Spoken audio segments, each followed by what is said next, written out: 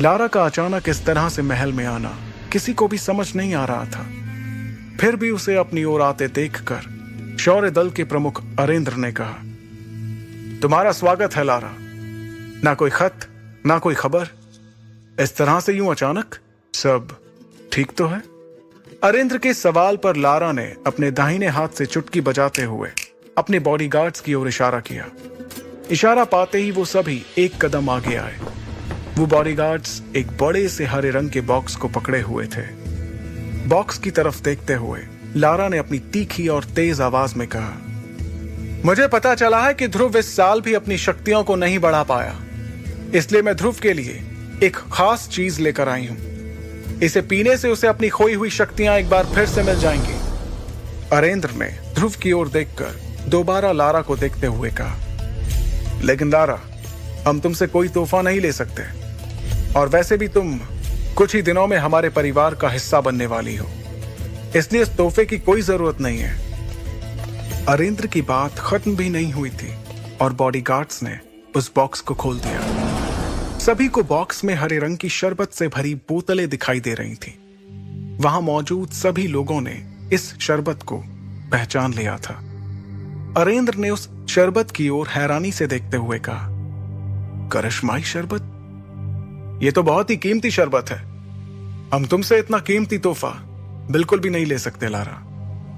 Lara ने देरी किए बिना तुरंत अरेंद्र से कहा, आप जानते हैं ना कि यह करिश्माई शरबत ध्रुव के लिए कितना फायदेमंद साबित हो सकता है। मुझे लगता है कि ध्रुव को इस शरबत को ले लेना चाहिए, क्योंकि अब तो शहर में ध्रुव के लिए तरह तरह की बातें भी होने लगी हैं। उसकी बात का जवाब देते हुए अरेंद्र ने कहा, मैं जानता हूं लारा, और मैं ये भी जानता हूं कि इस करिश्माई शरबत के कई फायदे हैं, लेकिन इस बात से भी इनकार नहीं किया जा सकता कि इससे ध्रुव को कोई फायदा नहीं होगा, क्योंकि उसकी शक्ति 9 सितारों से ऊपर नहीं है।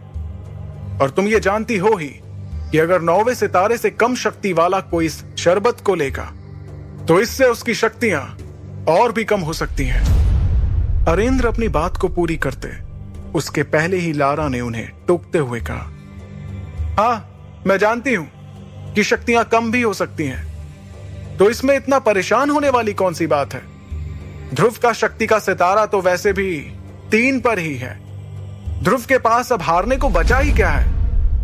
इससे पहले कि अरेंद्र कुछ कहते, लारा की इस बात पर अब ध्रुव ने अपनी चुप्पी तोड़ते हुए कहा, मैं कभी भी अपनी शक्तियों को इस तरह से नहीं बढ़ाऊंगा लारा। तुमने ये सोच भी कैसे लिया?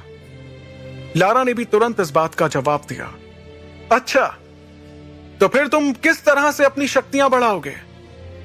वैसे ही जैसे पिछले 3 साल से बढ़ा रहे हो। लारा की इस बात का ध्रुव के पास कोई जवाब नहीं था।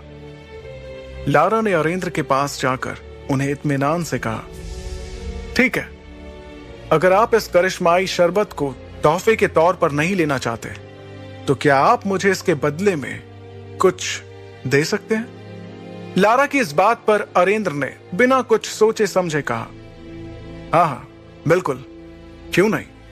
हम तुमसे इस शरबत को लिए बिना भी तुम्हें जो चाहिए वो दे सकते हैं। लारा ने बेझिझक जवाब दिया, मेरे और आपके परिवार के बड़े लोगों ने सालों पहले ध्रुव और मेरा जो रिश्ता तय किया था, मैं उसे आज तोड़ना चाहती हूं। लारा के मुंह से इस बात को सुनकर ध्रुव, उसके पिता अरेंद्र और वहां पर मौजूद सभी लोगों के पैरों तले जमीन सरक गई। एक पल के लिए वहां सन्नाटा छा गया। किसी को भी इस बात पर यकीन नहीं हो रहा था कि लारा ने अपने और ध्रुव के रिश्ते को तोड़ने की बात कही थी। अगले ही पल अरेंद्र ने अपनी नाराजगी जाहिर करते हुए तेज आवाज में कहा, लारा, ये जानते हुए भी कि यह रिश्ता तुम्हारे और हमारे परिवार के बड़े लोगों ने तय किया है, तुम कैसे रिश्ते को तोड़ने की बात कर सकती हो? तुम जानती हो ना ये कितना गलत माना जाता है। अरेंद्र की नाराजगी के जवाब में लारा ने बड़ी ही बेफिक्री के साथ कहा, यह रिश्ता जरूर परिवार के बड़े लोगों ने तय किया था, लेकिन तब और अब में काफी फर्क आ चुका है। आज मेरे और मेरे परिवार के लोगों की शक्तियां कहां से कहां पहुंच चुकी हैं, जबकि ध्रुव पिछले 3 सालों से वहीं पर अटका हुआ है। लारा के मुंह से अपने और अपने परिवार की बेइज्जती होते देखकर अब ध्रुव से रहा नहीं जा रहा था। उसे लारा पर बहुत गुस्सा आ रहा था। तभी लारा ने अपनी बात को आगे बढ़ाते हुए कहा, और वैसे भी सभी जानते हैं कि मैं इस वक्त अंबर दल की लीडर बनने वाली हूं, और इसके लिए यह बहुत जरूरी है कि मेरा किसी कमजोर के साथ कोई संबंध ना हो। इसलिए बेहतर यही होगा कि यह रिश्ता आगे बढ़ने से पहले यहीं पर टूट जाए। अंबर दल की लीडर बनने वाली बात पर गौर करते हुए अरेंद्र ने उससे कहा, तो यह है असली बात। बाकी सब तो तुम्हारे लिए एक बहाना था, सिर्फ एक बहाना। तुम्हें परिवार की कोई फिक्र नहीं है। तुम्हारे सिर पर तो सिर्फ सबसे शक्तिशाली बनने का जुनून सवार है, और इसलिए तुम इस रिश्ते को तोड़ना चाहती हो। इस बार लारा ने बेशर्मी से जवाब देते हुए कहा, तो आप भी बताइए कि मैं कैसे उस इंसान से अपना रिश्ता जोड़ लूं जो पिछले 3 सालों से अपनी शक्तियों को बढ़ा नहीं पा रहा। लारा की इस बात का वाकई में वहां पर किसी के पास कोई जवाब नहीं था। तब लारा ने दोबारा उस करिश्माई शरबत की तरफ देखते हुए कहा, अब आपके लिए यही बेहतर होगा कि आप मेरी बातों को मान लें और इस करिश्माई शरबत को स्वीकार करते हुए इस रिश्ते को तोड़ दें, क्योंकि आप भी जानते हैं ये शरबत कितना कीमती है और ध्रुव के लिए कितना जरूरी है। अब ध्रुव के सब्र का बांध भी टूट चुका था। वो लारा के ठीक सामने आकर खड़ा हो गया और उसकी आंखों में आंखें डालते हुए बोला, ठीक है, तुम्हें इस रिश्ते को तोड़ना है तो ये टूटेगा, जरूर टूटेगा। ध्रुव के इतना कहते ही सभी हैरानी से उन दोनों के चेहरे की तरफ देखने लगे। तभी ध्रुव ने अपनी बात को आगे बढ़ाया, लेकिन इस रिश्ते को तोड़ने से पहले हमारी शादी होगी, और उसके बाद मैं तुम्हें तलाक देकर इस रिश्ते को हमेशा हमेशा के लिए तोड़ दूंगा। बताओ, है मंजूर? ध्रुव की इस बात पर लारा ने तपाक से गुस्से में झल्लाते हुए कहा, ये क्या बकवास कर रहे हो तुम? तुम्हें मालूम भी है इससे मेरे परिवार की कितनी बदनामी होगी? तब ध्रुव ने बड़े ही इत्मीनान से जवाब देते हुए कहा, तो जो तुम कर रही हो उससे हमारे परिवार की बदनामी नहीं होगी? जब बदनामी होनी ही है तो क्यों ना दोनों की ही हो? इस जवाब पर लारा ने तेवर दिखाते हुए कहा, मुझे यकीन नहीं आ रहा है कि मैं उसी ध्रुव से बात कर रही हूं जिसे मैं कुछ सालों पहले मिली थी। ध्रुव ने बिना वक्त गवाए अपने उसी अंदाज को बरकरार रखते हुए कहा, मुझे भी यकीन नहीं हो रहा है कि कैसे तुम इस करिश्माई शरबत की आड़ में इस रिश्ते को खत्म करने के लिए बिना कुछ सोचे समझे यहां चली आई। इतनी बातें करते हुए ध्रुव और लारा दोनों के चेहरे एक दूसरे के बहुत ही नजदीक आ गए थे।